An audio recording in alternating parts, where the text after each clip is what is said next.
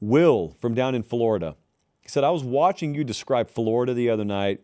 I'm the kid who wasn't old enough to experience Urban Meyer and that era at Florida. From your perspective, what was that world like? Awesome. Maybe my favorite era in the history of the SEC. So Urban Meyer was at Utah, and at the time, everyone looked at it as this good story in the South. Like, I'm growing up in the South at this point. Everybody in the South looked at Urban Meyer at Utah, and they were like, oh, they don't play anybody out there. And this guy's getting hyped up. And, oh, wait, Florida just hired him? Wow, he's about to have that sharp dose of reality sort of poured over his head like Gatorade. And the overwhelming sentiment in the SEC when Urban Meyer got hired from Utah to Florida, I remember it clear as day. The overwhelming sentiment in the SEC when Urban got hired at Florida is, boy, the SEC is about to teach this dude a lesson. And it was the exact opposite. Urban Meyer came into the SEC and treated winning like oxygen. He fought for it like he was fighting for oxygen. And he was like that. And the best compliment that you can give a coach is you can see his thumbprint on every aspect of the program. Because everything about Florida operated the way Urban operated, for better or for worse. I know in hindsight you can talk negatively about all the off-the-field issues they had, but I was asked what it was like in the moment. And what it was like in the moment was it was like a hurricane hit the SEC. And everything from recruiting to the way practices worked down there, the way that they played, the energy and the tenacity and the effort, it was like the conference discovered a different level that you were capable of playing at that they hadn't hit. And it took an outsider coming in. So that's a little shot to the pride of the SEC because an outsider comes in. Didn't even grow up in the South now. It's not like he was coming home. It was an outsider. And he came into the SEC and reshaped the SEC. And they won the title in 06 and they won the title in 08. And dude, I know it didn't go for 15 or 20 years, but the Urban Florida teams at their best, like that was a white hot star. And when it burned, and it burned for a little while, it burned as hot as any team had down there in a long, long time. So what happened? Well, Nick Saban happened. That's what happened. But there's another school of thought on that. I'll get to it in a second because I buy into the first more than the second. Well, let me go and spoil it for you. The second school of thought is people think that they just burned it at both ends and they cut corners, and that's why they had a ton of off-the-field issues and the culture sucked and it was very, very cancerous, and so it sort of rotted from the inside out. And once Tebow left, starting with that 2010 team and beyond, they were never going to resurrect it even if he had stuck around. You may be right on that. I think I articulated that pretty well. I know I made it seem like I feel that way. Hey, the culture wasn't perfect. The competitive culture was off the charts. But yeah, they had a ton of off-field issues. But Nick Saban coming to the SEC in 2007 and then subsequently taking Bama to the SEC championship game in 08 and 09 and facing Florida those 2 years, this is where I love questions like this. I was lucky enough to be growing up in this era. I'm telling you, I've never experienced anything before or since like those 08-09 SEC championship games. Nick Saban and Urban Meyer, that Florida-Alabama matchup in 08-09, I got blessed enough to be at both of them as a spectator because that was an hour up the road, so we always used to save up and buy SEC championship tickets. The Florida-Alabama SEC championship games from 08-09 are the best atmospheres I've ever experienced in college football. It was the most off-the-charts, intense, insane environments that you've ever experienced. Goosebumps on the arm right now.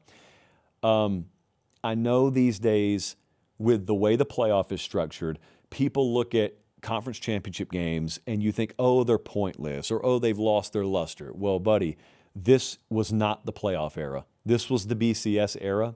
The SEC championship game in this era felt bigger than the national title game. Hey, do me one favor right here. Look down. Are you subscribed to the channel? If you are, thank you. If you're not, please click subscribe. It helps us keep the show free and free of corporate interference. All right, that's it for me.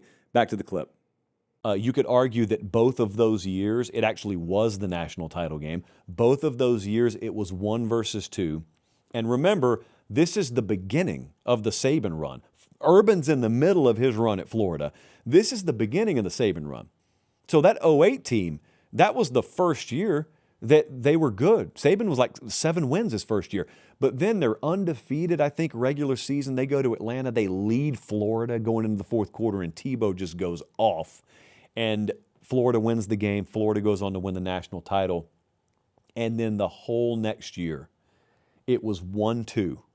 The whole year. It was like looking ahead to a pro wrestling pay-per-view several months down the road.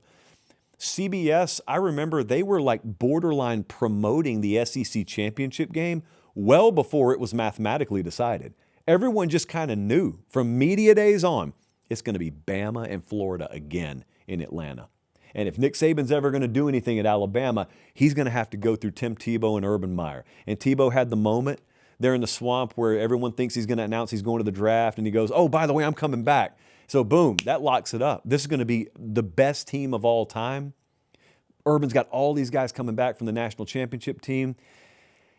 And the buildup for weeks and weeks and weeks finally culminates on a Saturday afternoon in Atlanta.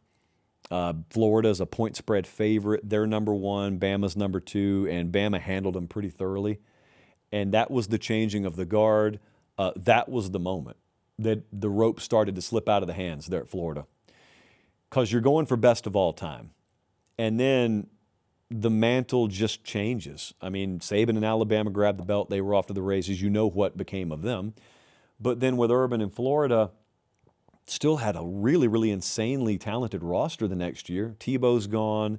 And so, you know, they were ranked highly. They went to Tuscaloosa the year after that. And they go up there. It's a primetime game on CBS, and it was not really all that competitive.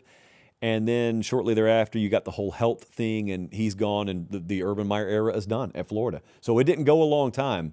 But, man, that period, like '05 to 2010, sort of that time period, Urban comes in and transforms the SEC. Saban just left LSU. Miles takes control. He wins the national title. The Florida LSU games are off the charts insane. Then Saban comes back to Alabama, takes over. He has to go through Urban. He has to knock them off the mountaintop and does it. And then Urban leaves, and then Bama's off to the races for an extended period of time. And then in retrospect, everyone remembers all the off-the-field issues. And, you know, anyone who's not a Florida fan looks at that era completely differently than a Florida fan does. The same way Michigan fans will look at the whole Connor Stallions, sign stealing, Harbaugh, controversy stuff different than outsiders will. But it doesn't matter. If you're a Florida fan, you don't really care what outsiders think about your off-field issues in the late 2000s. Just like Michigan fans don't really care what Penn State fans or Ohio State fans think, because they know they got to experience a championship, or in Florida's case, a couple of championships. But man, it was unbelievable. I know that it's hard. You can't just like do the whole grab claw machine and pick someone up and take them back in time. But if you ever have free time and you just want to like go down a little bit of a rabbit hole, go find the '08 or the '09 SEC championship game.